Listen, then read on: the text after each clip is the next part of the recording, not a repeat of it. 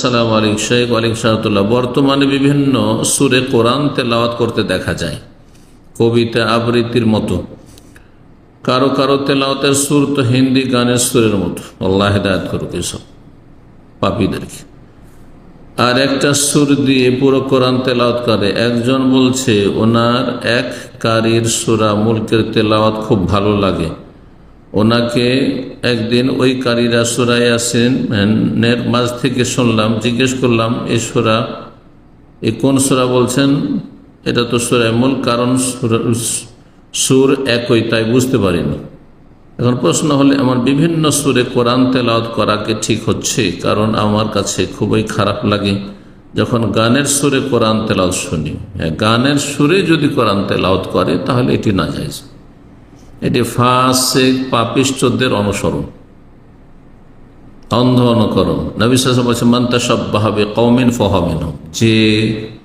যেই জাতির সদৃশ্যতা গ্রহণ করবে, অনুকরণ করবে, অন্ধ অনুসরণ করবে, সেই দলে শামিল হবে সে।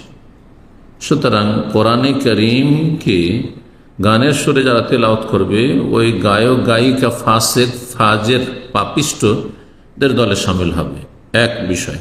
দ্বিতীয় বিষয় হচ্ছে যে কোরআনে কারীমের অবমাননা করল, বেয়াদবি করলো আল্লাহর কালামের সাথে। কারণ গানে অধিকাংশ ক্ষেত্রে অশ্লীলতা রয়েছে, নোংরামি রয়েছে, না ইসলাম বিরোধী কথা রয়েছে, শিরকি কুফরি কথা রয়েছে।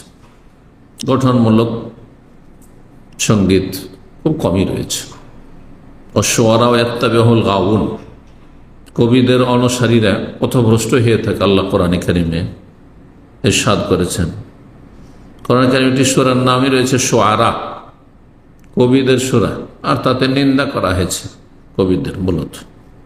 ইল্লাল্লাযীনা আমানু, তবে কেউ যদি ঈমানদার হয় আর ইসলামের পক্ষ থেকে প্রতিবাদ করে, প্রতিরোধ করে, ইসলামের পক্ষ থেকে গঠনমূলক তাওহীদ সুন্নাহর কথা বলে, সেটি ভিন্ন বিষয়।